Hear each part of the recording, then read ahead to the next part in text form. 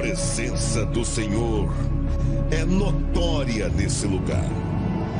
Sejam bem-vindos ao Culto da Laje.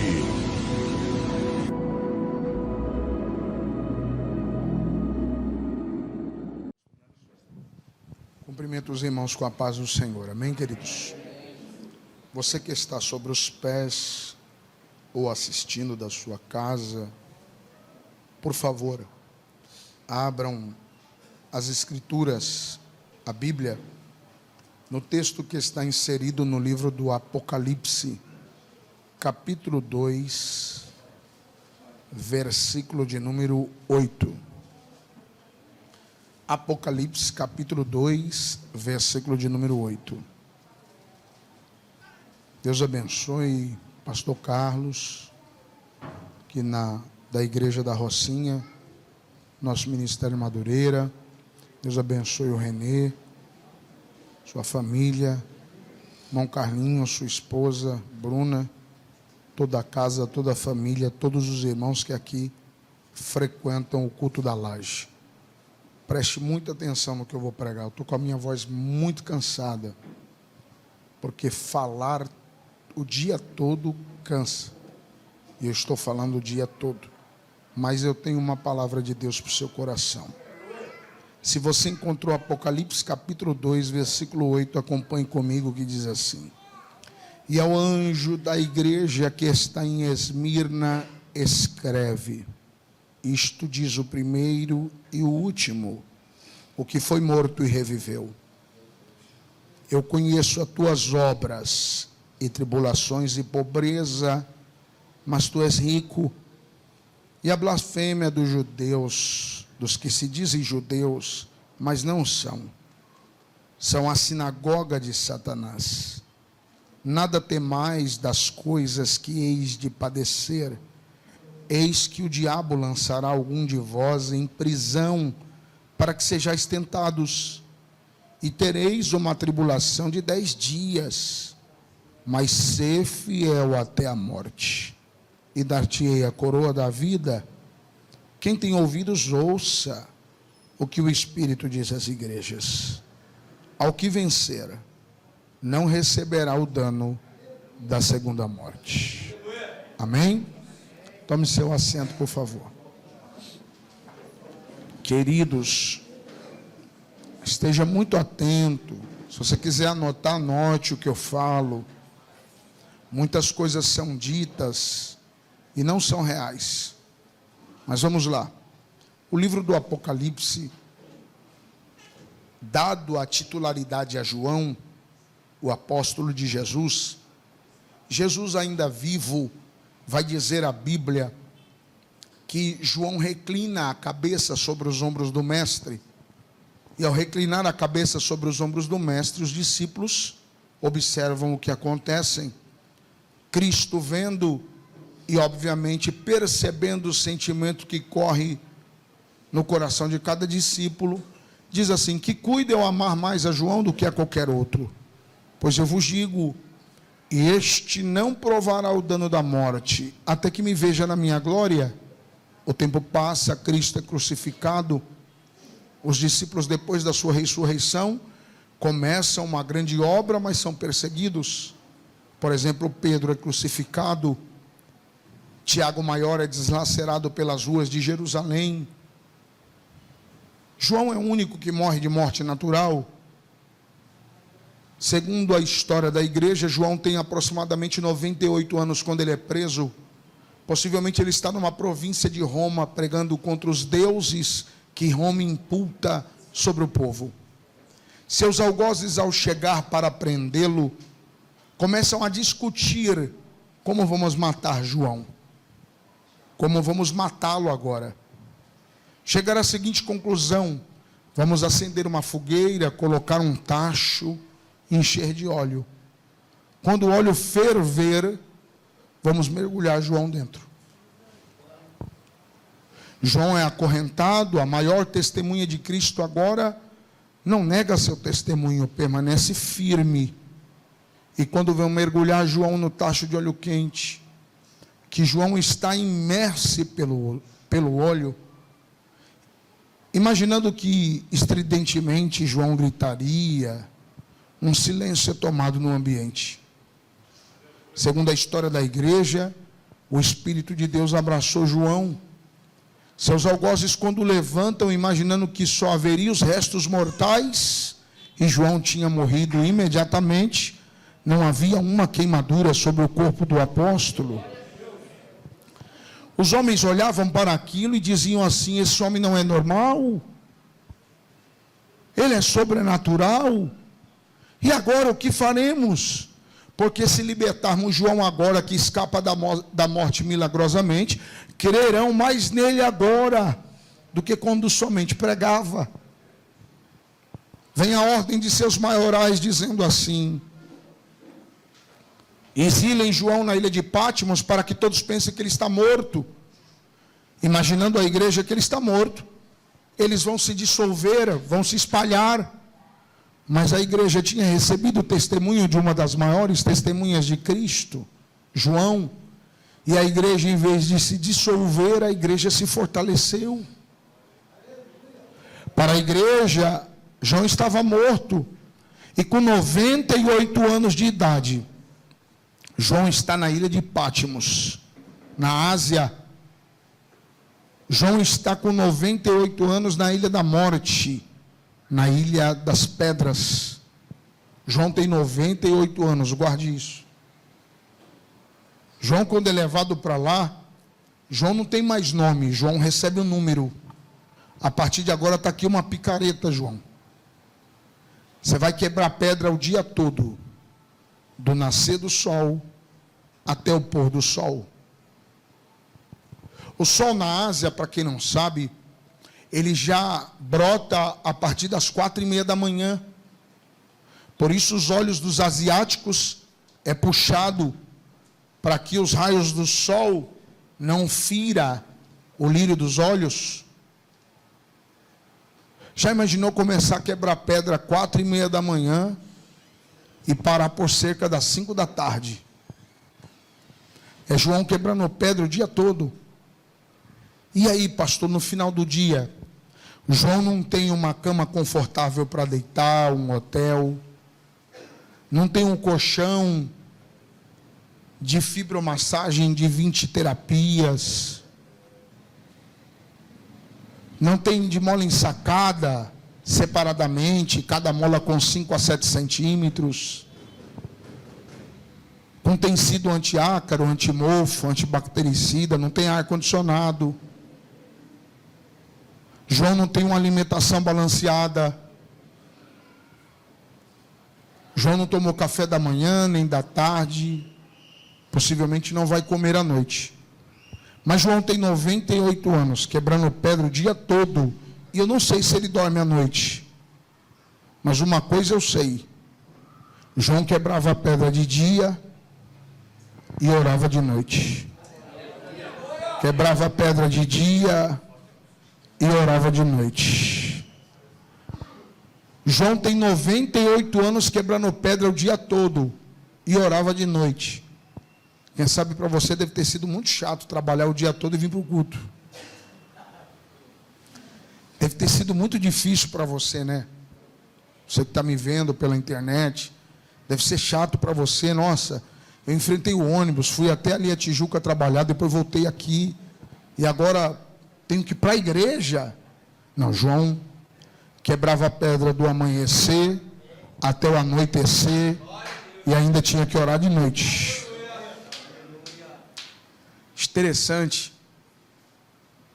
As pessoas reclamam daquilo que não tem, mas não percebem aquilo que já tem. Pastor, mas por que João tinha que quebrar pedra? Não espere de mim hoje muita coisa, espere só a palavra. Pastor, mas por que João não podia orar no meio da igreja? Não, João. Orar no meio da igreja está te atrapalhando. Eu não quero só te ouvir, eu quero que você me ouça. E no meio da multidão você está tão distraído que você não consegue ouvir o que eu tenho para falar e ver o que eu tenho para te mostrar. Então eu preciso te trazer para Pátimos, para ficar só eu e você, para você falar comigo e eu falar com você. Para você falar comigo e eu conseguir mostrar alguma coisa para você. Tem hora que os amigos têm que abandonar, senão você não vai ouvir aquele que de fato tem a verdade para te falar. Tem hora que as pessoas vão ter que ficar distantes, para que você possa ouvir de fato aquilo que Deus quer para você. Porque, irmãos, com todo respeito, dizer que amar a Deus é fácil. Eu quero saber se você leu a Bíblia hoje. Você não ama a Deus porque você fala. Não dá para amar aquilo que você nunca viu. Você nunca viu Deus, como é que você ama-o? Primeiro contato que você tem para amar a Deus é lendo a Bíblia. Você leu a Bíblia hoje? Não? Então não vem pregar para mim. Você nem a Bíblia leu. O primeiro contato que você tem com Deus é com a sua palavra. Uma das coisas que eu acho interessante é que João está quebrando pedra de dia e orando de noite. E não está reclamando. Está lá quebrando pedra. Mas tem um porém, conforme João vai quebrando pedra, ele tem que quebrar pedra até morrer. É a ilha da morte, irmãos. E conforme ele vai quebrando pedra de dia e orando de noite, Jesus está olhando dizendo assim: gostei, ora mais.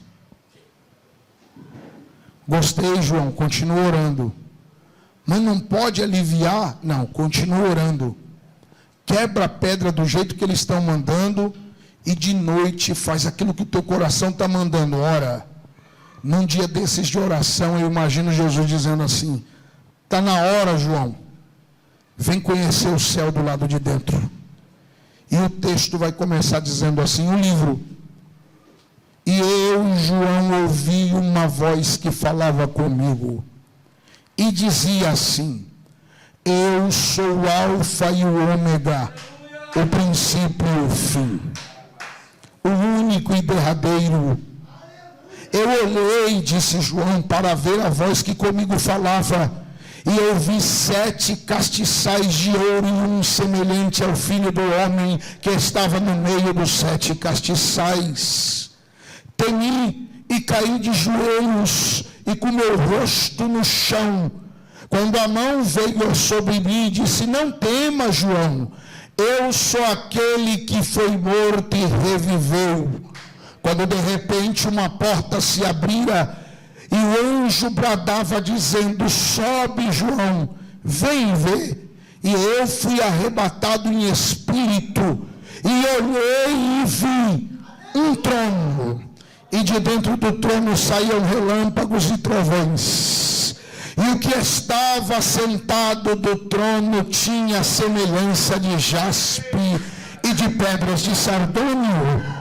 E em volta do trono havia um arco celeste com 24 tronos e 24 anciões assentados no tronos, com 24 coroas sobre a sua cabeça.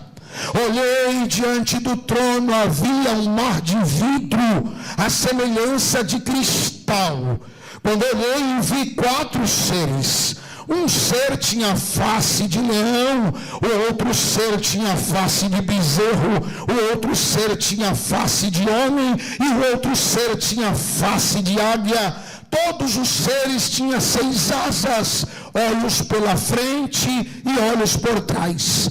E eles trabalhavam incansavelmente, de dia e de noite. Você já está cansado de estar no culto, mas eles trabalhavam de dia e de noite. E não se cansavam de dizer: Santo, Santo, Santo, Santo, Santo. Eu perguntei para ele, por que eles dizem santo? Porque eles estavam diante daquele que está no trono. E a única coisa que eles conseguem enxergar é aquele que está no trono. Então o que eles veem no trono não é a semelhança de quem está no trono, porque não dá para ver, só dá para ver a santidade. Então eles dizem: Santo, Santo, santo. Não consegui dizer nada no culto ainda, pastor, porque é o seguinte, irmão, você não viu nada ainda. Então você tem que ficar de boca fechada mesmo. Agora quem vê, diz santo, santo.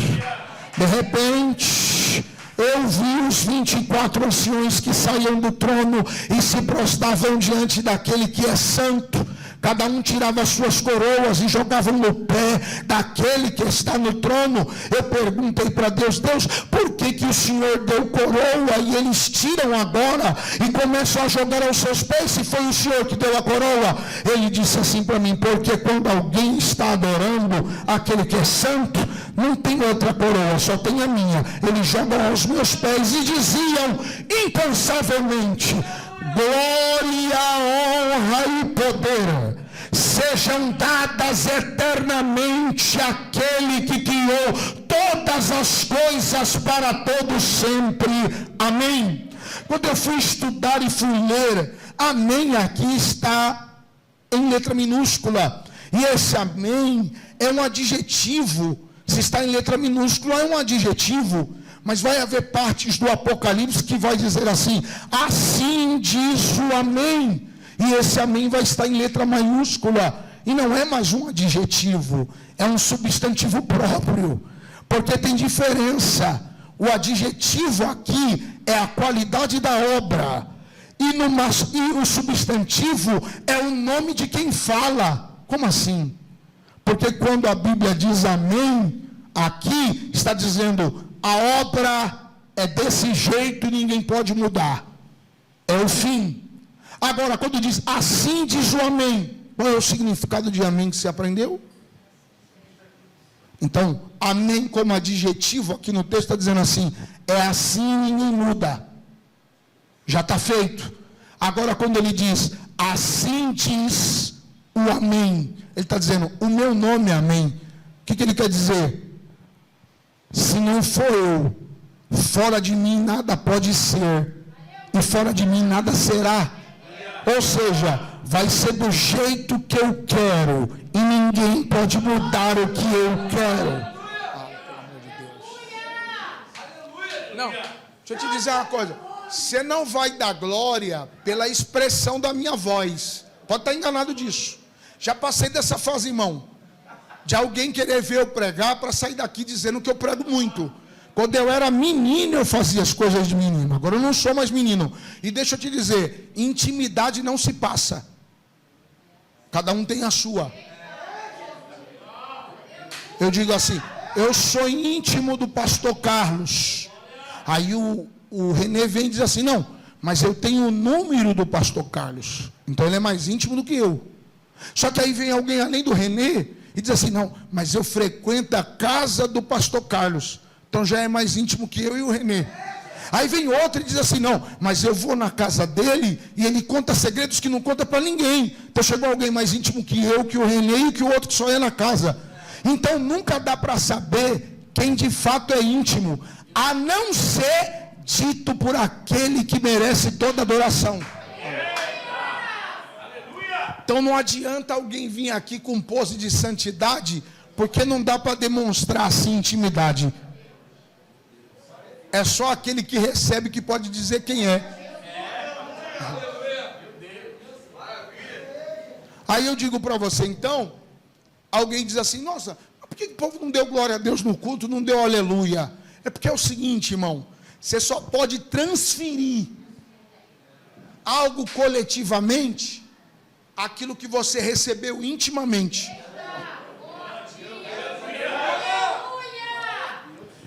Então deixa eu te dizer, no culto tem gente que é muita coisa, só não é íntimo daquele que ele fez adorar. Vou te provar. Porque aqui você reflete quem você é lá no teu quarto. Aqui você reflete quem você é lá na tua casa. Porque se você não ora em casa, não tem como você transmitir o que ele te deu em secreto aqui no coletivo. Você não recebeu nada, você não tem secreto com ele.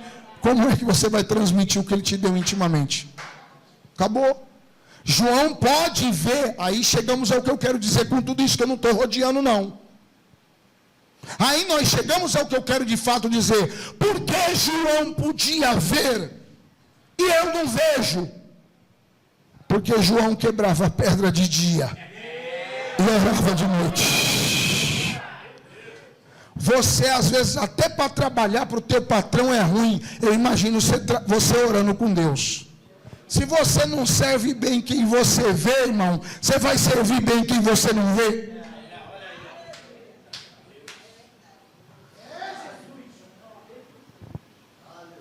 Você não consegue servir bem quem você vê. João quebrava a pedra de dia e orava de noite. E eu, João, vi. O que eu acho interessante é que quando ele diz que ele vê, você tem que entender aqui, anote isso aqui, pelo amor de Deus, irmão, para você pregar depois. Se alguém te contestar, você pode dizer que fui eu que falei, que eu quero ver se ele vai te contestar de novo. Quem falou foi o pastor Robson. Não vai te contestar mais não. Deixa eu te dizer uma coisa. Quando ele diz eu vejo, eu vi, João está vendo coisas espirituais, mas ele está escrevendo de forma natural. Por quê? Porque vamos pular. Eu, João, vi, pulando do capítulo 4 para o capítulo 5 agora. Aquele que estava sentado no trono, na destra dele havia um livro selado por dentro e por fora. Olha o detalhe, que maravilhoso. Por que o livro não pode estar na esquerda? Por que o livro tem que estar na destra? Por que esse livro não pode estar na esquerda? Você sabia que Provérbios, a Bíblia diz que a destra sustenta, mas a esquerda prospera? Se a esquerda prospera e esse livro é um livro de prosperidade, por que o livro não está na esquerda, está na destra? Você não sabe por que está na destra? Porque aquele que senta à destra vai ser o único que vai ter o direito de abrir o livro. Então ele já está aguardando ele chegar com o livro na destra. Ele está dizendo assim, o digno já está chegando. O digno vai chegar. Porque a visão de João é dentro da temporalidade e não da atemporalidade. Na atemporalidade, todas as coisas já aconteceram. Porque Deus é agora o fim, para depois ser o começo. Jesus é o começo para ser o fim, mas o eterno é o fim para ser o começo. Aí o que eu acho interessante que ele diz, eu, João, vi um livro selado por dentro e por fora, e um anjo bradava com grande voz, dizendo, quem é digno de abrir o livro e desatar os seus selos? E ninguém for achado digno de abrir o livro e nem desatar os seus selos.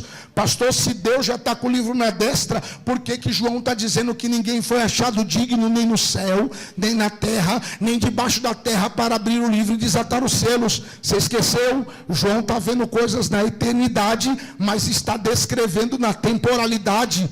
Por isso ele vai dizer, e eu, João, chorava muito. Outro questionamento, se no céu não é lugar de lágrima, nem de choro, nem de pranto, nem de ranger de dente, por que João chorava?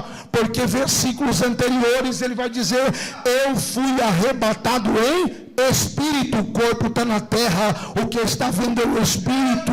João não inaugurou o céu, ele está vendo o que tem lá, mas ele ainda não entrou lá.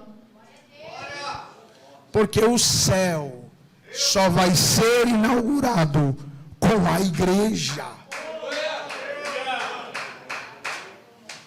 Só a igreja vai inaugurar a eternidade, onde vai ser a boda do Cordeiro. E eu não estou dizendo igreja instituição, eu não estou falando de igreja sistema, eu estou falando de igreja corpo. Estou falando de igreja natural, organismo. Porque, não se engane, rapaz, eu não sei como eu falo isso sem ofender. Todo sistema vai perecer.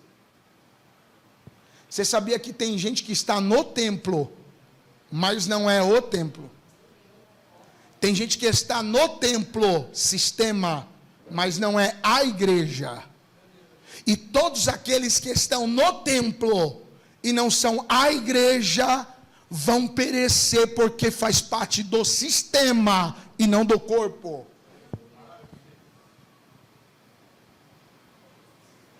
Quando eu parar assim, não é que eu quero trazer impressão de suspense, não. É que eu tenho que pensar no que falar, porque tem gente vendo aqui, e ele pode editar uma parte e dizer que eu estou falando contra alguém, porque os filhos do diabo estão em todo lugar. Ok?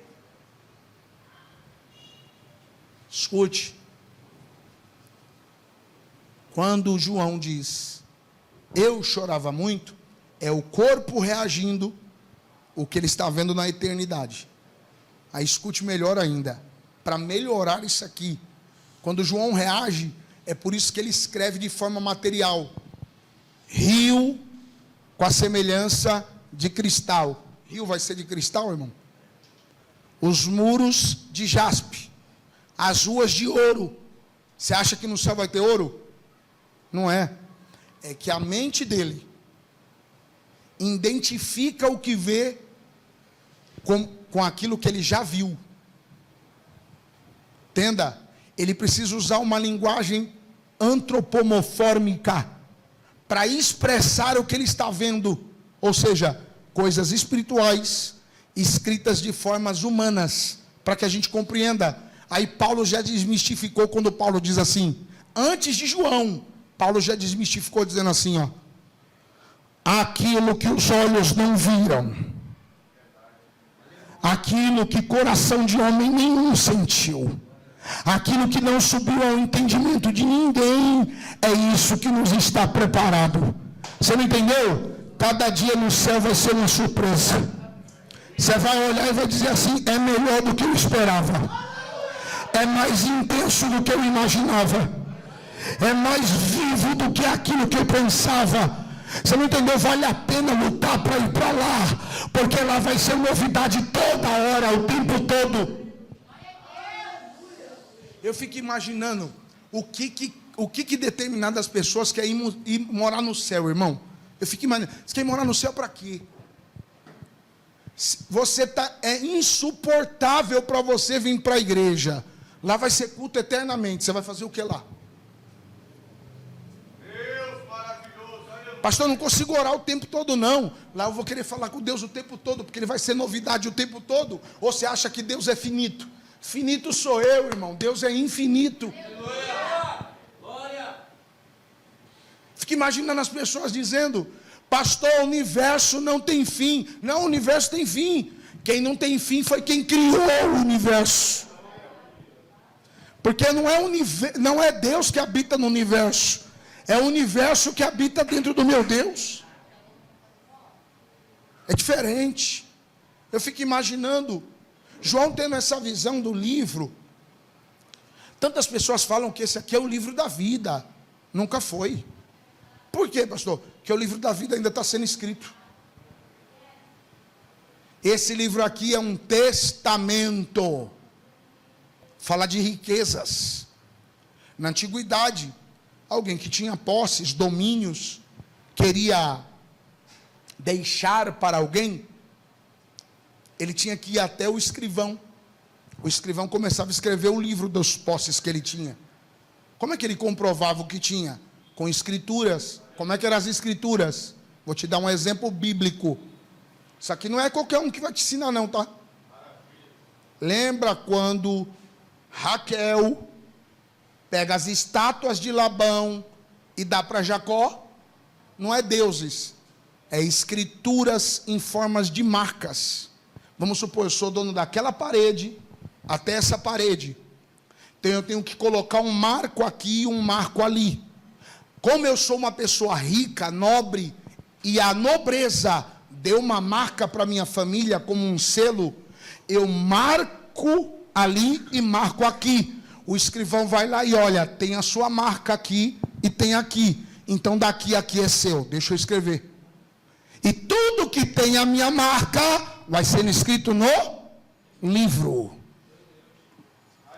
De repente, quando ele acabar de narrar toda a sua riqueza, acabou? Acabou. O escrivão fecha o livro. Só que ele fecha o livro e sela por fora. Só que selar, tem muita gente enganada. Tem gente que acha que esse selo é um selo que rasga. É um selo igual abrir uma carta, um selo de carteiro, de correio. Não é. Esse selo é uma tranca. Porque qualquer pessoa na morte desse homem pode ir até o escrivão e dizer, a herança dele é minha. Aí o escrivão vai dizer, é sua? Então tá bom. Está aqui a escritura. Abre ela. Se você puder abrir, pode levar. É tudo teu.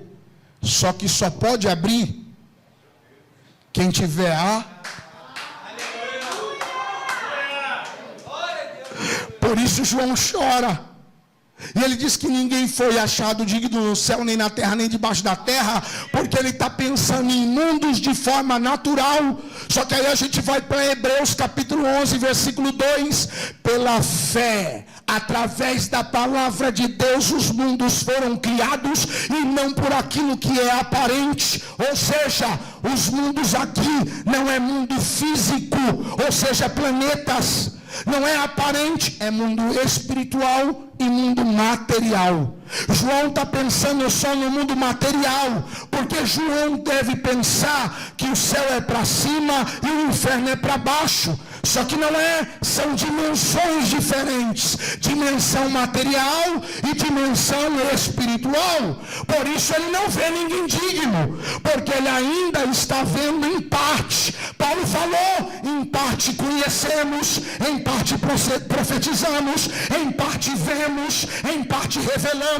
João não conhece tudo, ele está dando em parte, mas de repente, como ele é um ser humano ainda, e ele está em forma corruptível e não incorruptível para conhecer com a ciência completa, Deus diz assim: ancião, vai lá rápido, senão ele perde a revelação. Ei, João, não chores mais, eis aí o leão da tribo de Judá, a raiz de Davi, que venceu e morreu para abrir o livro e desatar os seus selos. Por isso na frente o Apocalipse vai dizer: eis que na minha mão está a chave de Davi, que abre porta e ninguém fecha, que fecha a porta e ninguém abre. Para provar que isso aqui é um testamento, eu vou dizer mais outra promessa. Jesus disse: ao que vencer, herdará comigo todas essas coisas, e nada lhe será tirado. Vai herdar o quê? O que está no testamento.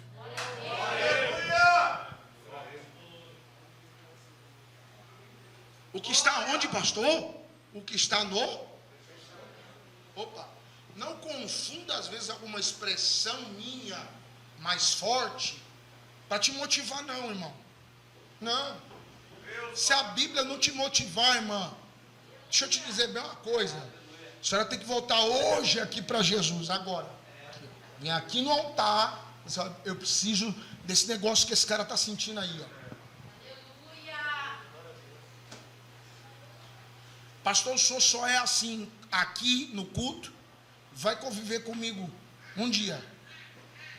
Não, o Renê veio ouvindo Bíblia da hora que ele me pegou até chegar aqui. Aí eu entrei para ver o Carlinho teve que ouvir Bíblia quando eu cheguei até eu subir. Porque é o seguinte, irmão, você tem que entender uma coisa: a Bíblia não pode ser um livro para você. Você sabe por que os crentes de hoje estão ruins? Porque eles têm a Bíblia, mas eles não são a Bíblia.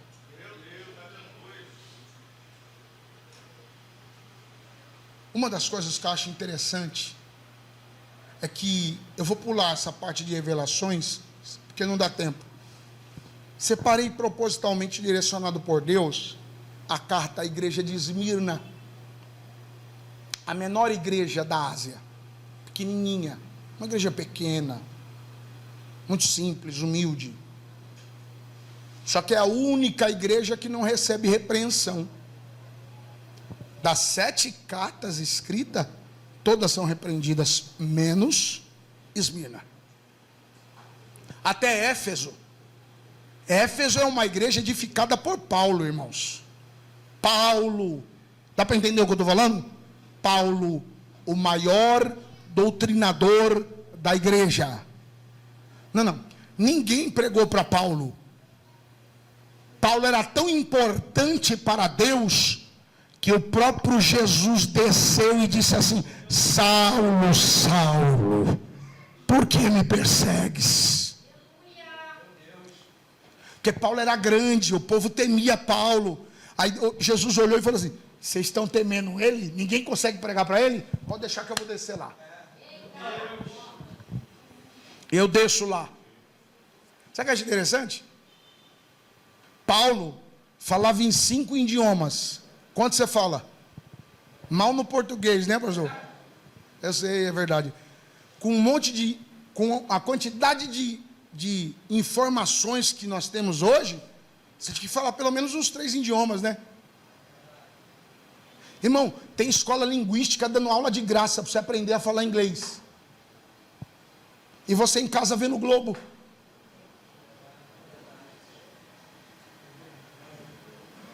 Mas vamos lá. Paulo tinha 4 profissões: advogado, promotor, jurista e doutor da lei. Não, vou melhorar para você.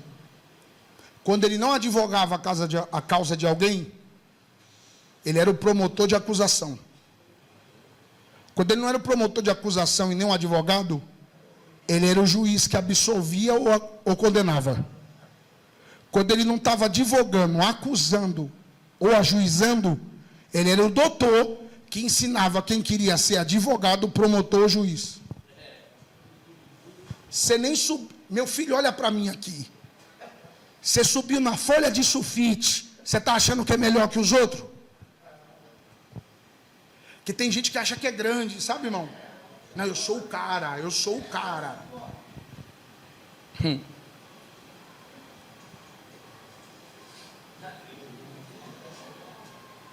Eu não sei porque que Jesus, quando eu venho aqui, me dá essas mensagens. Eu sou o cara. Falou meia dúzia de línguas estranhas e acha que é o poderoso. Não, pastor, mas quando eu prego, quando eu canto, o povo vem comigo.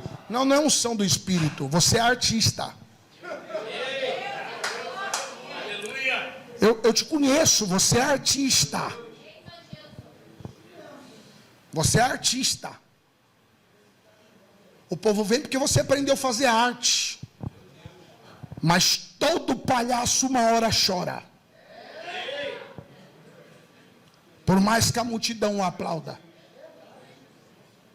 Deixa eu te dizer uma coisa. Vamos continuar aqui. João está sozinho na ilha de Patmos. Tem um monte de gente para ouvir ele, pastor? Mas ele é reprovado? Não é porque a multidão te segue que você está sendo aprovado, não, viu?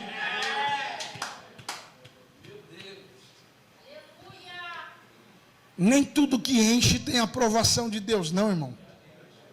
Nem tudo que é grande, Deus está dizendo, eu estou no negócio. Cuidado. Já eu entro nisso aqui. Parece que estou vendo. João escreve a igreja de Éfeso. Vou falar só uma parte. A igreja doutrinada por Paulo, gente. Poxa, Paulo foi lá, edificou a igreja de Éfeso, deixou um casal durante 1 ano cuidando de lá, disse para o casal, eu vou a Jerusalém, cuidar de algumas coisas pessoais e dos benefícios da igreja, e voltarei. Paulo, depois que volta, fica 3 anos em Éfeso. Paulo nunca ficou num lugar 3 anos como ficou em Éfeso. Você concorda comigo que depois de Jesus, o homem mais falado nos púlpitos é Paulo? Essa igreja era para ser a melhor de todas as cartas. Só que Jesus diz assim, Éfeso, Éfeso, tenho visto que tu tem colocado à prova os que se dizem apóstolo, e eles foram encontrados em mentira, e eu gostei disso aí, mas tenho contra ti que deixaste o primeiro amor. Que primeiro amor é esse? Não é o amor a Deus. Você está enganado. Por quê? Porque no texto da primeira carta de Éfeso está assim, ó. Sei que não pode sofrer danos. Sei que tem sido fiel ao trabalho a mim. Quem é fiel ao trabalho ao Senhor não ama Ele? Sim ou não? Porque só pode ser fiel quem ama. Sim ou não? Então quer dizer que não é o amor a Deus que eles abandonaram. Não, agora, pastor, eu nunca vi dessa forma. Lógico que não. Você só lê a Bíblia com a luz acesa. Tem hora que tem que ler a Bíblia com a luz apagada. Peraí, que amor é esse? É que eles colocaram tanto à prova os que se diziam apóstolos e foram encontrados em mentira, que agora qualquer pessoa que cometesse falhas, para eles, não tinha mais o direito de voltar a fazer parte do corpo de Cristo. Não vou melhorar para você.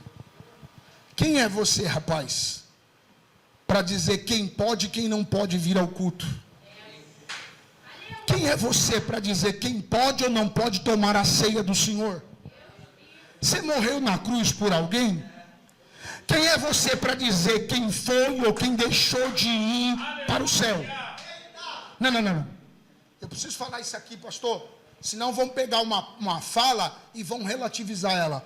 Quando eu falo que você não pode dizer quem foi ou não foi para o céu, não quer dizer que você não pode olhar para as condições da pessoa e fazer uma retrospectiva. Ok?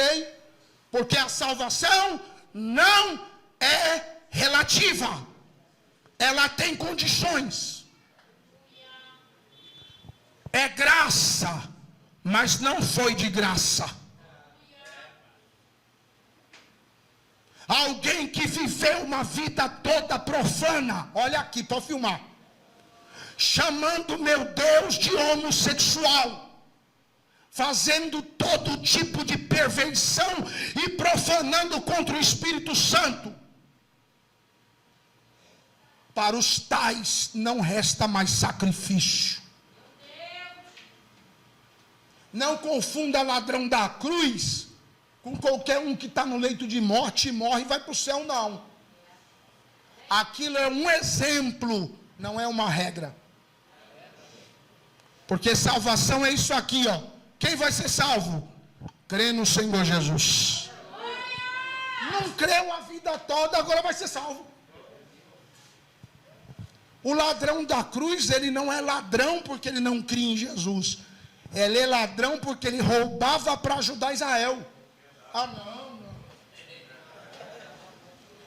Você sabia que Barrabás não é nome? Barrabás é um título. Por quê?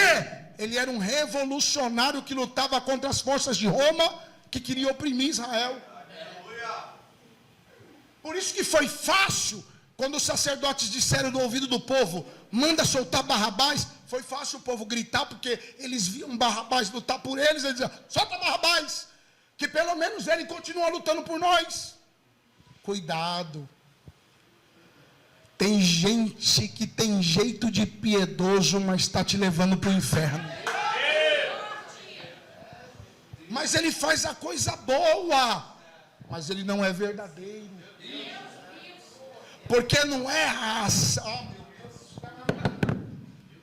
Vou parar de pregar aqui. Porque se você não viu o que eu vi aqui agora, acabou de descer uma balança aqui na laje. Deus está falando comigo aqui agora.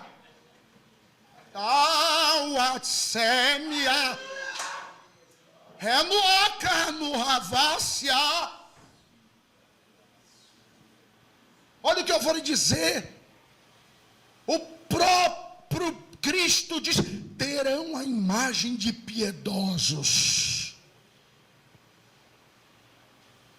mas são lobos devoradores. Não basta fazer a coisa certa, tem que ser pelo motivo certo e do jeito certo.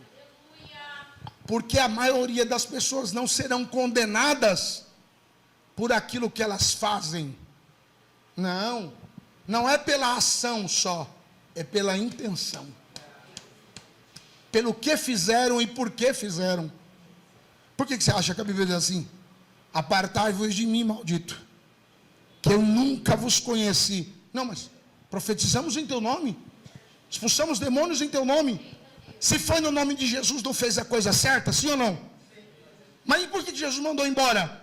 Porque vocês fizeram certo, com a intenção errada. Pode perceber, não existe culto ruim, irmão. Você sabia disso? Todo culto é bom. Não existe culto pequeno, todo culto é grande. Primeiro, o Deus que eu vim adorar é grande. O problema não é quem está presente para ser adorado. O problema é quem veio para adorar. Com qual sentimento você veio? Pastor, mas eu achei que o culto não foi bom hoje. Lógico que não. Você não veio aqui para o culto. Você veio aqui para outra coisa. Você não lembra da parábola do senhor, do rei, que mandou empregado convidar convidados para a boda do seu filho? Ele convidou os mais nobres, sim ou não? Ele voltou para relembrar o convite. Desculpa, é o remédio que eu estou tomando para o meu estômago e ele resseca muito a minha garganta e a minha boca. Então não adianta eu forçar aqui não minhas cordas vocais, que vai me estragar. Ele convida. Quando ele volta o convite, ele diz assim: poxa, você lembra da festa do meu senhor? Um convidado diz assim: olha, eu até lembro, mas tem um porém. Quando você me convidou a primeira vez, eu não tinha fazenda, agora eu tenho fazenda, eu preciso cuidar dos meus gados. O que o homem diz? Sua vida, sua vontade, faze-a. E você vai? Não, quando você me convidou a primeira vez, eu não tinha mulher, agora eu casei. Preciso cuidar da minha família. Sua vida, seus deleites, segue-o. Ele vai e diz assim para o senhor: senhor, é melhor acabar com a festa, porque não tem motivo ter a festa, ninguém quer vir. Aí o senhor diz: não, mas minha festa é grande, é a boda do meu filho. Sai nos becos, atalhos, vielas, são os coxos, os mancos, os aleijados, os cegos, até os leprosos vieram. E quando encheu a casa, ainda havia lugar, e o Senhor disse: chama mais. De repente olhou e viu a casa lotada, e todo mundo comendo, sorrindo, e o Senhor ficou contente. Qual é a diferença? A diferença é que se viesse quem não queria vir, a festa ia ser um desastre. Mas como veio quem tinha o sentimento de quem queria estar lá, a festa foi a melhor possível, mesmo o povo sendo coxo, aleijado, cego. Não imagina o circo dos horrores: gente sem perna, gente sem braço, gente sem orelha, gente fedendo, gente pobre. Mas tem um porém: está todo mundo feliz. Por quê? Porque eu não quero saber se eu estou no primeiro banco ou eu estou no último. O importante é que eu estou na festa. Ah, não, eu vou ter que falar. O negócio aqui, eu não quero saber se eu peguei no microfone ou se eu não peguei. O importante é que eu estou na festa. O problema de muita gente é que o problema dele é que ele não veio para a festa. Deu para entender? João está lá orando. Fecha aspas aí. João está lá chorando, tendo visões. A igreja de Éfeso, irmão, repreendida, mas Jesus vai dizer: agora escreve para Esmirna. Assim diz o último e primeiro que foi morto e reviveu. O primeiro versículo é o prisma do final. Dá para entender isso? Que foi morto e reviveu. Por que Jesus precisa lembrar que foi morto e reviveu? Ele já falou isso para João? Não, mas agora é para Esmirna. Alguns de vocês vão ter que morrer para reviver. Rapaz, você está com medo de um vírus? Imagina morrer. Não confunda a minha palavra. Ter cuidado é uma coisa, ser prudente é uma coisa, viver apavorado é outra. Tem gente que está trancada em casa, estão te manipulando, mas você gosta. Você nasceu para ser escravo, porque a escravidão não é alguém que pega você e te amarra, ela começa a te escravizar aqui dentro. Satanás já te aprisionou aqui dentro, e você não consegue enxergar, porque o príncipe desse século cegou o entendimento dos homens. Porque é mais fácil enganar uma pessoa do que convencê-la que ela foi enganada. Não, vou falar de novo. É mais fácil eu vir aqui te enganar do que amanhã vir outra pessoa aqui e te convencer que eu te enganei. Pode ter certeza. Por isso Jesus dizia assim, ó: em verdade eu vos digo. Ou seja, vocês já foram enganados, porque o que vocês estão vivendo, para vocês é a verdade, mas eu vim mostrar a verdade pela verdade. Um exemplo simples, exemplo. Eu vou dar um exemplo bem grotesco para você entender. Eu posso divorciar? Deus vai gostar, sim ou não? Não. Mas a lei não diz que eu posso? Depois de quase 20 anos, todo mundo divorciando, não é normal? Mas não é normal. Em verdade eu vos digo. Vamos lá. Antigamente, nos anos até 85, 84, esses anos, se eu arrumasse um amante, eu não era preso? Sim ou não? Agora é preso? Então agora virou normal. Mas se eu arrumar um amante, está certo? Em verdade eu vos digo. Você está entendendo? Então é mais fácil eu te enganar do que eu te convencer que você foi enganado. Por isso Jesus sempre, quando falava a verdade, ele já estava baseado na verdade do fundamento. Por isso que ele disse assim para os discípulos: no princípio não era assim, a verdade é essa. A verdade é: pastor, é muito duro, eu não vim aqui para ouvir isso. Você veio aqui para ouvir o quê? Aleluia! História do Cebolinha? Você veio aqui para ver gibi? Você veio aqui para ouvir sobre novela? Deixa eu te dizer uma coisa: Esmirna, eu conheço as tuas obras. Aqui não é uma palavra de reprovação, porque ele está falando, eu conheço, mas não é pejorativo. Não é como quem diz assim: quem não te conhece aqui te compra. Você conhece esse ditado, né? Ele está dizendo assim: eu conheço porque é boa. É uma afirmação. Por isso que ele vai dizer: conheço as tuas pobrezas e tribulações, mas tu és rico. Por que ele não diz ricos ou ricas como igreja? Porque ele está falando para o pastor. E possivelmente esse pastor está dizendo assim, ó: é possível, eu não estou afirmando, eu sou fiel, eu não nego o teu nome, eu trabalho para ti, mas tem gente que é incrédulo e infiel a ti, que tem mais que eu, e eu passo problemas que eles não passam. Aí Jesus lembra ele: mas eu conheço as tuas obras, e sei tuas tribulações e pobreza, mas tu és rico. Por que rico? Porque tem que viver como os heróis da fé. Em Hebreus capítulo 11, versículo 8 em diante: e Abraão viveu peregrino na terra da promessa, como em terra alheia, habitando em tendas e cabanas, junto com ele Jacó e Isaque, redentores da mesma promessa, mas esperavam habitar numa cidade a qual tem fundamento, a qual o artífice construtor é Deus. Não entendeu não? Então deixa eu melhorar. Abraão saiu de Ur dos Caldeus, 980 quilômetros até Padã, saiu de lá, foi até Hebron. Chegando em Hebron, Deus disse: eu vou dar a terra dos Eveus, dos Eteus, dos Amorreus para você.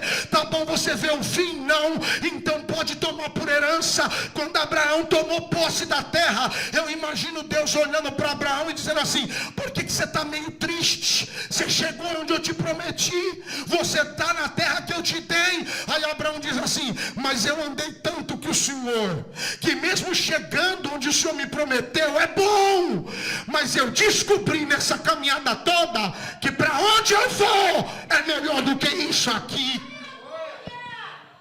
Você sabe por que você não pensa assim?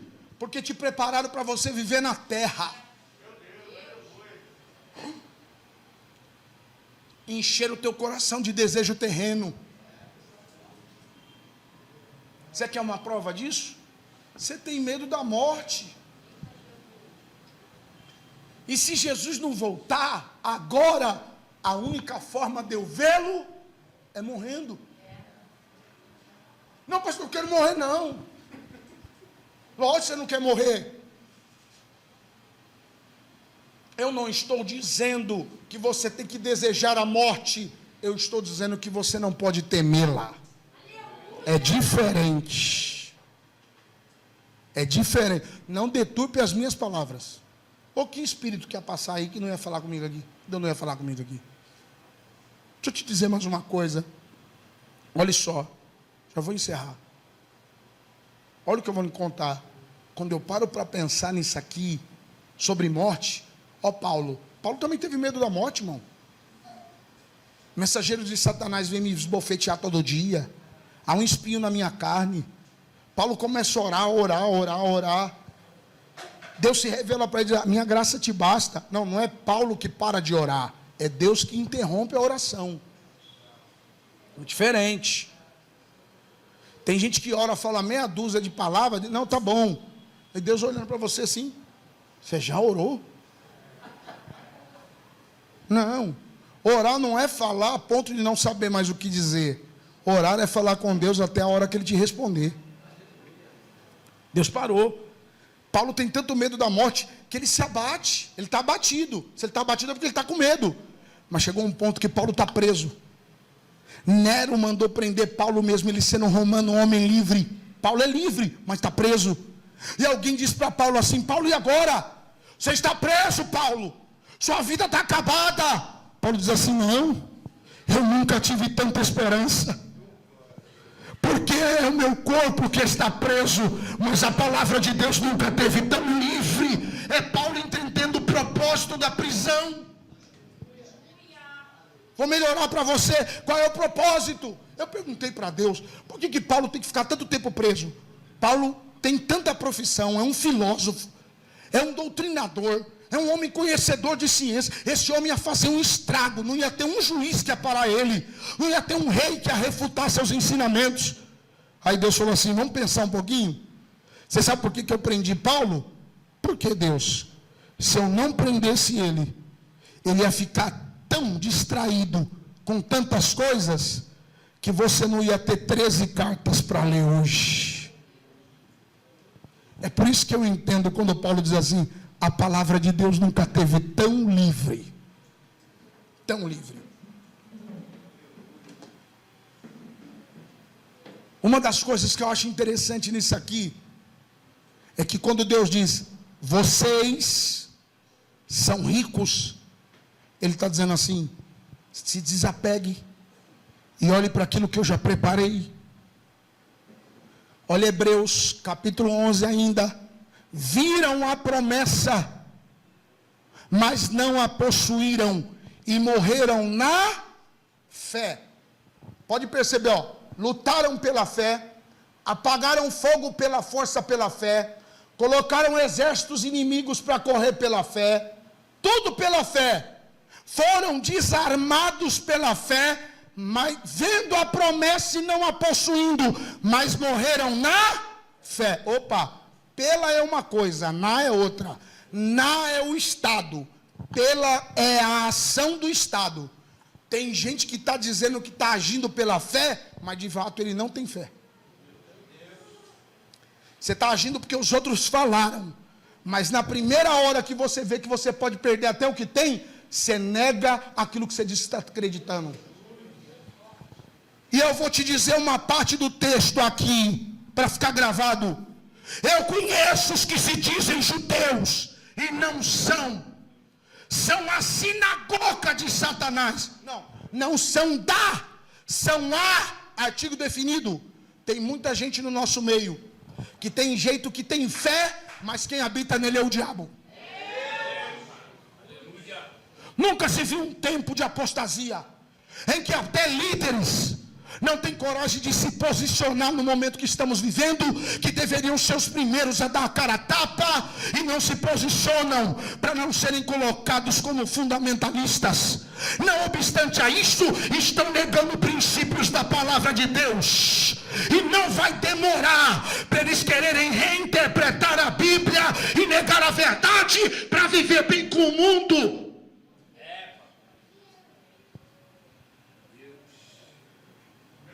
E sabe para onde você está indo? Não, a irmã que falou primeiro, tá, pastor? Ela falou primeiro. Só estou repetindo. Você está indo para o inferno. Junto com eles. Porque pode um cego guiar outro cego? Ambos cairão no abismo. Ei, tem algo maravilhoso me esperando. Não, você não entendeu. Eu não estou nem aí se você gosta de mim, porque melhor é agradar a Deus do que os homens. Você não tem medo de ficar sem convite, mas não, você não está entendendo. A minha salvação está mais perto agora do que quando no princípio eu criei.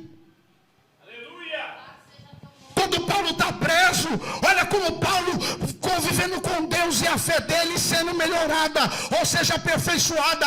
Ele mudou o entendimento, ele está preso, e os irmãos estão sendo mandados por Nero, manda para as feras para devorá-los. Os irmãos estão sendo devorados. Imagina você ver crianças gritando, sendo devoradas por feras, leões, tigres, ursos. Você já imaginou, irmão? O seu filho ser tirado do teu braço e ser lançado numa arena para um leão devorar. Centenas de irmãos olham para Paulo e dizem: Paulo, nosso Deus não é poderoso?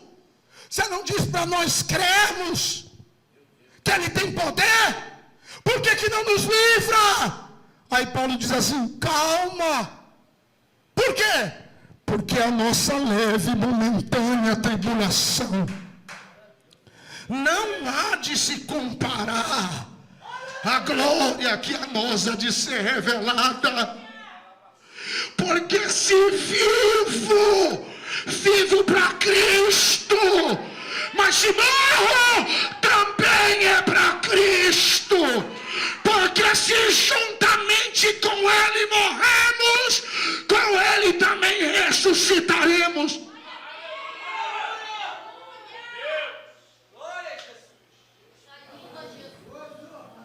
Crentes covardes, geração perversa, que não ama a Deus. Amar a Deus é muito mais do que você vir aqui pedir alguma coisa para Ele.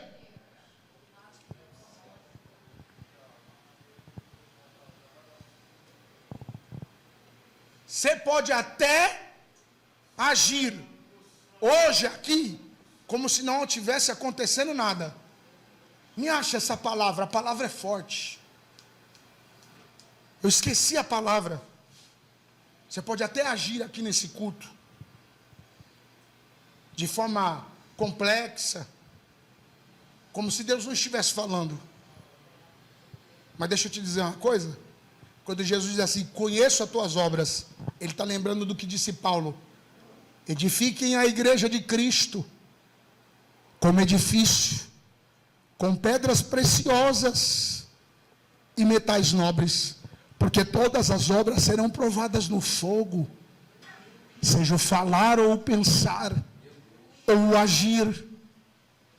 E ele vai dizer mais: porque um fundamento já foi colocado e outro sobre ele não será colocado. É Cristo o fundamento da igreja, a pedra angular, a pedra preciosa, a pedra de fundamento, reprovada pelos homens, mas aprovada por Deus. Deixa eu te dizer uma coisa, mulher. Você está pensando que vir no culto da laje toda segunda-feira vai te levar para o céu? A porta continua sendo estreita.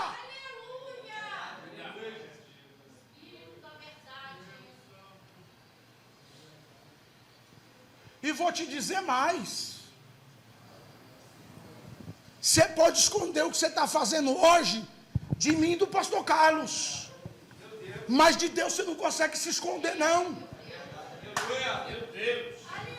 Você quer saber o nome que Deus está me mostrando escrito na tua testa?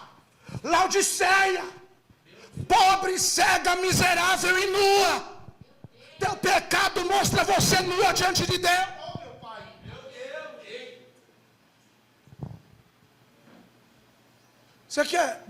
Você tem certeza que você entrou aqui hoje para ouvir eu pregar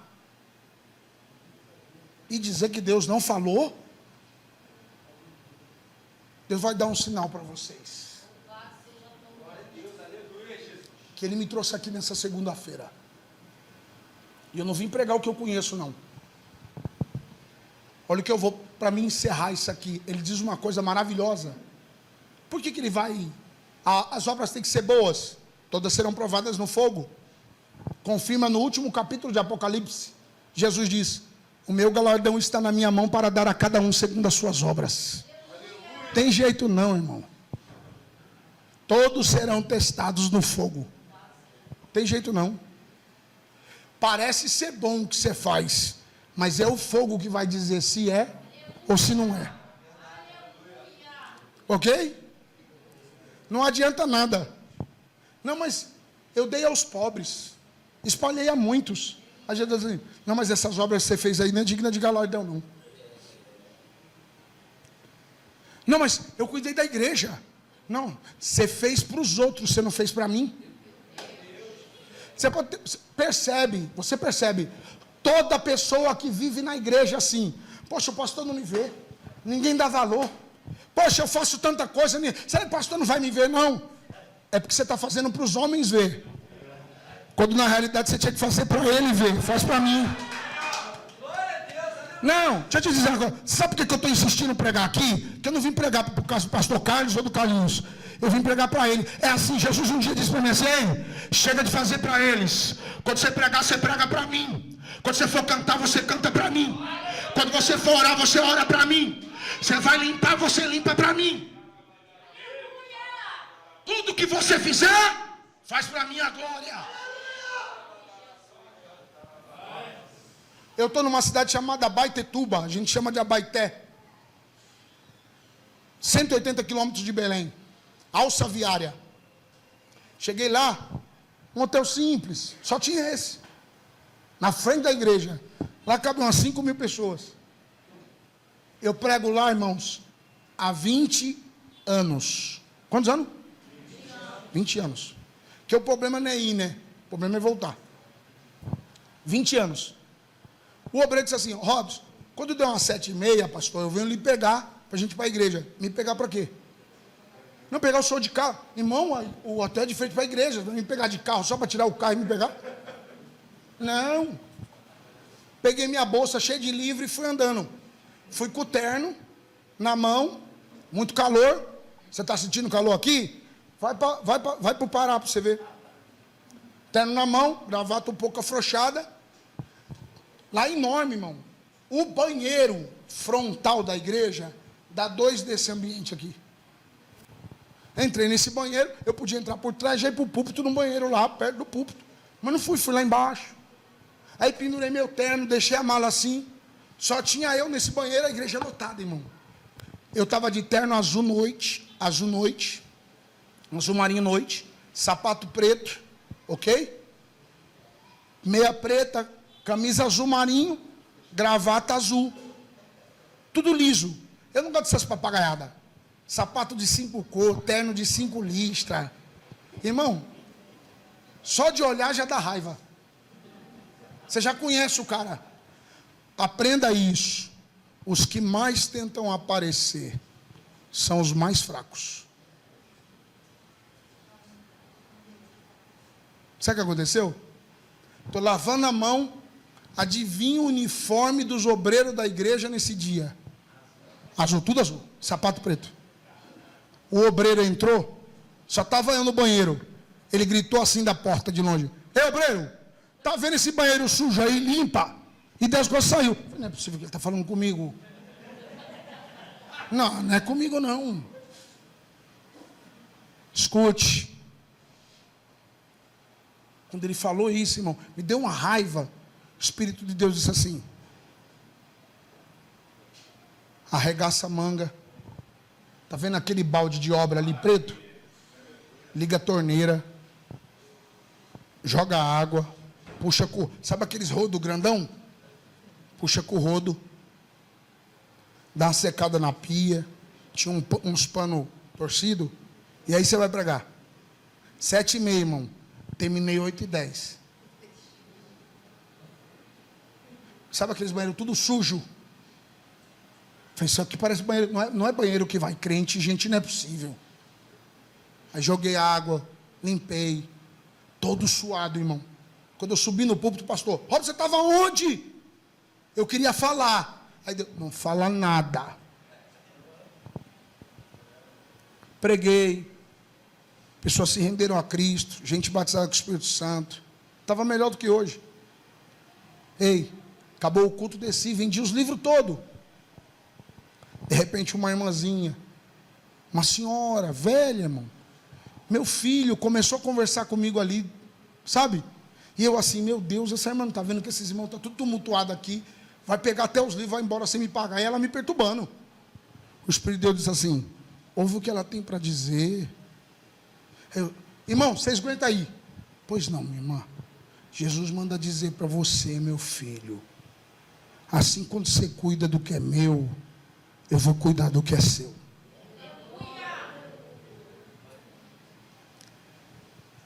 Deixa eu te dizer uma coisa, suas obras vão ser provadas. E eu encerro hoje. Esmirna vai passar por uma tentação de 10 dias. Sabe o que vai acontecer? Roma vai invadir Esmirna, vai matar os crentes, quase tudo. Mas eles vão permanecer fiéis. Mulheres vão ser violentadas, filhos dos cristãos vão ser queimados. O bispo da igreja é Policarpo. Ele chega, ele vê aquela fogueira, quando os algozes vão prender, ele não prende não. Eu já sei o que está escrito na carta. Ser fiel até a morte. Escuta, você sabe por que ele diz ser fiel até a morte? Não sabe? Anota, tem um conceito histórico. Tinha uma cidade chamada Lídia. Ela tentou cooptar outras cidades para rebeliar contra Roma. Quando ela chegou em Esmirna, Esmirna fez assim com o dedinho. Não, Roma é nossa autoridade e nós não vamos lutar contra Roma para fazer um novo estado. Esmirna luta do lado de Roma. Quando vence a batalha, Roma, o imperador, manda um edital para Esmirna, dizendo assim, Esmirna, a partir de hoje tu não se chamará mais só Esmirna, te conhecerão por outro nome. Qual nome? Esmirna, a fiel. O que Jesus fala para eles? Ser fiel, assim como vocês foram a Roma, e dar-te-ei a vida por coroa. Você sabia por que ele usa coroa? Porque Roma tem os Jogos Olímpicos. E Esmirna tinha um lutador, vencedores de uma modalidade, a luta greco-romana.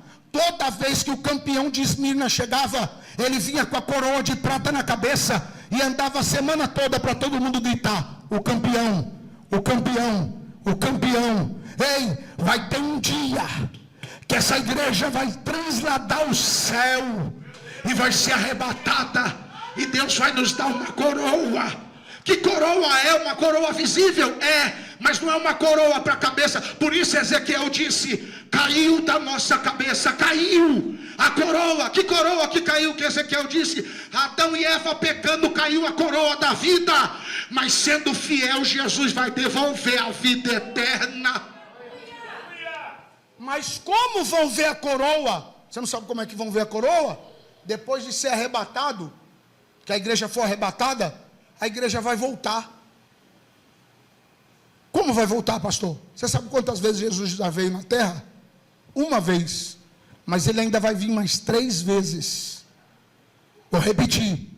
Ele veio uma como homem, para morrer. Na segunda vez ele vai vir como raptor para salvar. Por isso diz, como um ladrão, ninguém sabe a hora. Pastor, mas estão dizendo que a igreja vai ser arrebatada no meio da tribulação, depois... ser relativo, vai ter uma igreja que vai ser arrebatada antes da grande tribulação. Por quê? Paulo diz, vou citar só um texto, o filho do iníquo, o filho do mal, o homem da Belial, não se manifestará, até que aquela que resiste do meio não seja tirada. Quem é aquela que resiste? A igreja. Então o anticristo não pode se manifestar enquanto a igreja estiver aqui. Aí por que o anticristo tem que se manifestar? Porque ele vai trazer a grande tribulação. E por que ele vai trazer? Porque é um tratado de Deus com Israel e não com a igreja. Porque os seus os rejeitaram. Então Deus vai tratar com os que rejeitaram, mas deu-lhes o poder de serem feitos filhos de Deus, todos aqueles que creem no seu nome. Você tem certeza que você é filho de Deus? Que eu acho interessante que depois disso, passa pela bolda, o julgamento das obras, recebe galardão ou não, a igreja volta. Imagina Jesus dizendo assim: vamos voltar. Por que a gente vai voltar? Ó, a promessa de Jesus ainda em vida. Porque a primeira Eva falhou, mas a segunda Eva não vai falhar. A primeira Eva caiu, mas a segunda Eva eu estou dando poder para governar no meio dos seus inimigos. A igreja vai reinar na terra. Eu vou voltar a pisar aqui. E eles vão dizer: olha lá, eles voltaram. Eles estão vivos. É a coroa, a vida eterna. A vida eterna. Pastor, para aí? Não. Mas não dá mais tempo. Você já está agoniado? Pode levantar que eu vou orar por você. Não vou pregar mais não. Você quer ouvir. Tem gente aqui que está desesperado. Por favor, se coloque de pé que eu quero orar por você.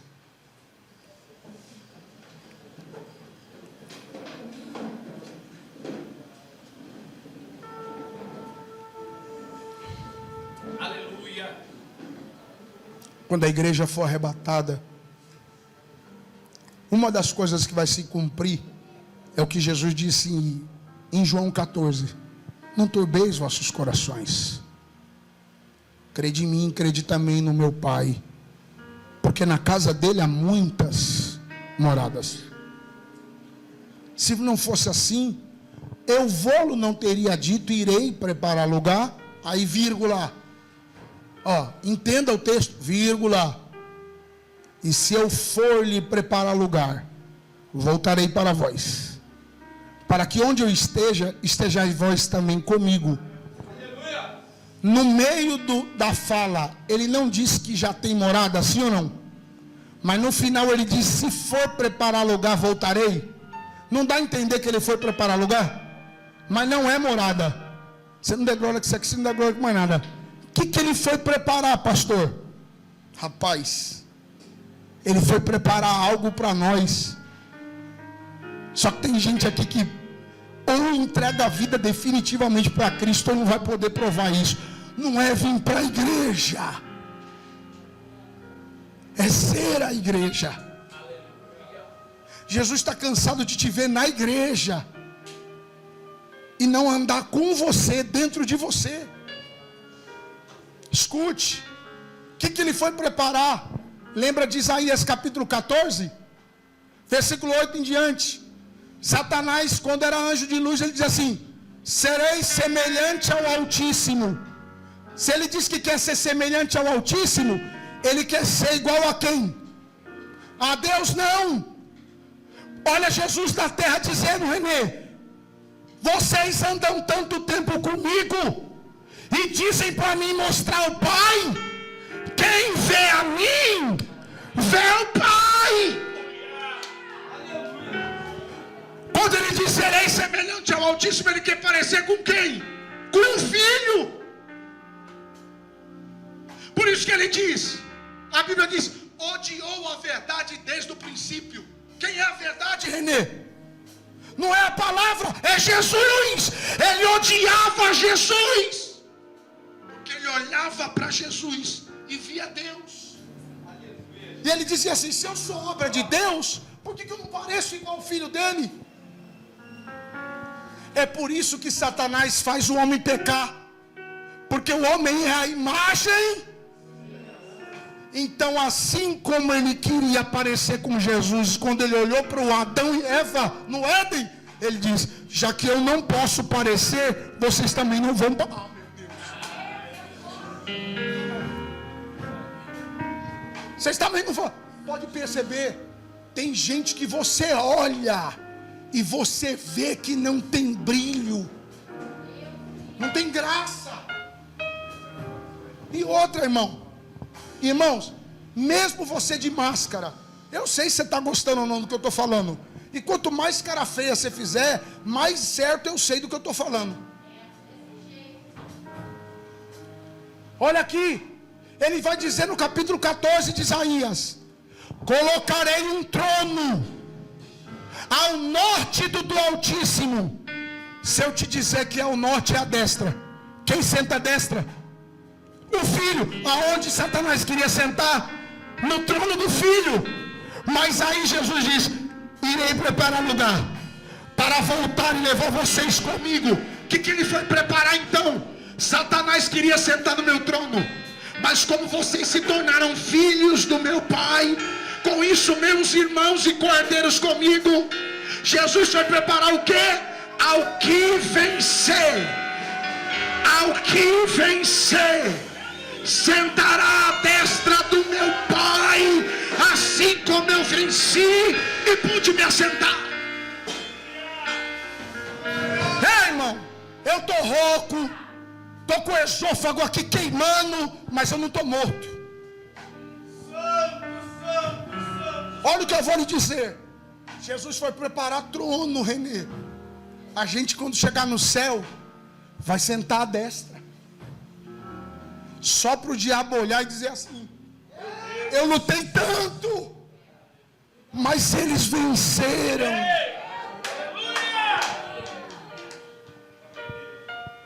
Sabe por que Jesus me trouxe hoje aqui, minha irmã, meu irmão? Para dizer para você assim, ó: deixa de ser soberba, deixa de ser soberbo. Você não vence sozinho. Eu estou falando com você hoje pelo tanto que eu te amo. Volta, porque eu vou te ajudar a vencer. Tem gente aqui dentro, irmãos, que vai em culto, ouve mensagem, mas Jesus manda te dizer assim: olha, vem consertar a tua vida aqui agora. Vem reatar sua aliança, porque eu vou te ajudar a vencer. Sozinho não dá. Sai do teu lugar agora e vem aqui que eu vou orar por você. Porque se Jesus tocar a trombeta daqui a pouco, Ele vai chamar você pelo novo nome. Você só pode ouvir se você estiver ligado na videira.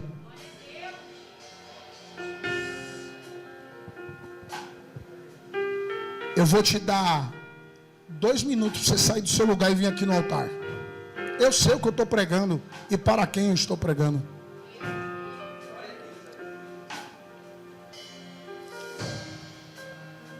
Se eu morrer hoje, agora, se eu sair daqui e morrer, eu sei para onde eu vou. Eu vou para um lugar chamado paraíso. Pastor, mas dizem que estão dormindo. Não, dormindo? Esquece isso aí, irmão. Ó Hebreus 12. Uma nuvem de testemunha que nos odeia. Quem é a nuvem de testemunha de Hebreus 12, 1? É os heróis da fé do capítulo 11. Se eles estão testemunha, é porque eles estão olhando. Quem está olhando não está dormindo, está acordado. Sim ou não? Melhor, de todas as parábolas de Jesus, todas ele chama pelo adjetivo: pastor, filho, pai, mulher. Mas só tem uma parábola que ele chama pelo nome. Qual é a parábola? Ele chama pelo substantivo. E o outro da parábola ele chama pelo adjetivo: o rico e o Lázaro. Não tem outra palavra com nome. Por que esse ele chama pelo nome? Porque o Lázaro está onde? No paraíso. Por que quem está no paraíso ele chama pelo nome? Porque está escrito: ao que vencer, tinha uma pedrinha branca, a qual conterá um novo nome. Você não está cansado ou cansada de estar na igreja e não ter mais convicção que vai morar no céu? Você está aqui e eu não vou te pegar pelo braço. Minha vontade era essa, mas é você que decide para onde você vai e não eu. Você não tem a alegria da salvação mais. Você acorda e dorme sem sentido para a vida. Porque o sentido da vida de um cristão é todo dia de fé em fé, de glória em glória. Eu sei para onde eu estou indo. Você tem 30 segundos para sair do teu lugar e eu passo para o pastor Carlos. E não tem problema não. Se tem uma coisa que eu não saio daqui é como mentiroso. Por quê, pastor? Porque naquele grande dia, quem estiver aqui, que não se encontrar conosco lá, na quarta vinda de Jesus, João disse assim: eu vi um trono branco que descia do céu, e ele julgou mortos e vivos, grandes e pequenos, uns para a vida eterna e outros para a morte eterna. Não vai ter jeito, irmão. Do jeito que a pessoa morreu, vai aparecer. Sem cabeça vai aparecer sem cabeça, sem braço, afogada. E Jesus vai dizer: uns para a condenação, outros para a salvação. Se você quer ter a mesma certeza que um cristão tem, saia do seu lugar e vem aqui no altar. Pode ficar aqui perto do pastor, minha filha. Eu sei o que eu estou pregando, eu não sou menino não.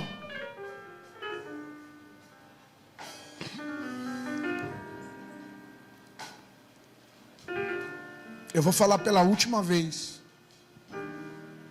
Tem pessoas que se fingem de desentendidas. Eu não perguntei se você vem para a igreja. Eu não perguntei quanto tempo você tem de crente. Não é essa a questão. Hoje aqui Jesus manda você vir aqui consertar. Aqui dentro, é aqui dentro que tem que consertar. Pastor, mas eu não fumo, eu não bebo, eu não sei o que. É mania das pessoas ficarem falando coisas que Jesus não está lhe condenando. Vou falar de novo. Olha o que eu vou lhe dizer. Vou te dar um exemplo. Eu, Robson, caio em adultério. Todo mundo fica sabendo. Pode ter certeza. Minha vida vai virar um inferno. Não é assim, meu irmão? O senhor concorda comigo? Nossa, aquele pastor adulterou, traiu a mulher. Meu Deus. Tá bom, legal, bacana. A minha vida só virou um inferno porque todo mundo ficou sabendo. E você que adultera e ninguém sabe? Você acha que você vai para um lugar diferente? Porque eu posso ter arrependimento e Deus me salvar. Porque Jesus disse uma coisa que ninguém leva em conta.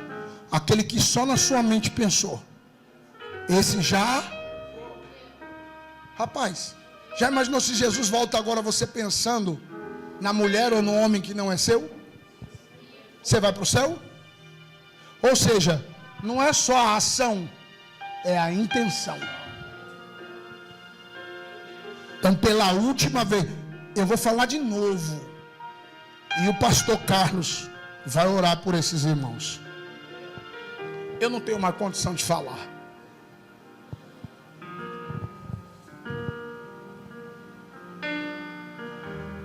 Eu ainda vou falar da 00:30 até umas 2h da manhã, irmão. Tem oração, tem campanha. Olha o que eu te dizer. Tem uma pessoa aqui dentro. Você está assim, sabe? Eu estou bem. Jesus manda te dizer, você não está bem.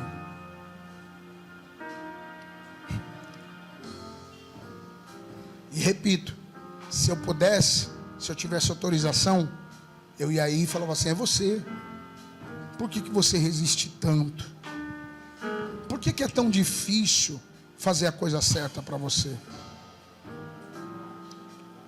Jesus hoje quer mudar não só seus sentimentos, através da sua ação hoje, Ele vai mudar coisas à sua volta, na sua casa, relacionamentos. Você vai começar a perceber que pessoas vão desaparecer da tua vida e outras vão aparecer. Porque Jesus vai começar a fazer coisas novas. E pela última vez eu lhe digo, sai do teu lugar e vem aqui na frente. Eu passo ao pastor Carlos, ele vai orar, vai abençoar a sua vida, para que você saia daqui, esses dois irmãos, restaurados em nome de Jesus. Pastor Carlos, por favor.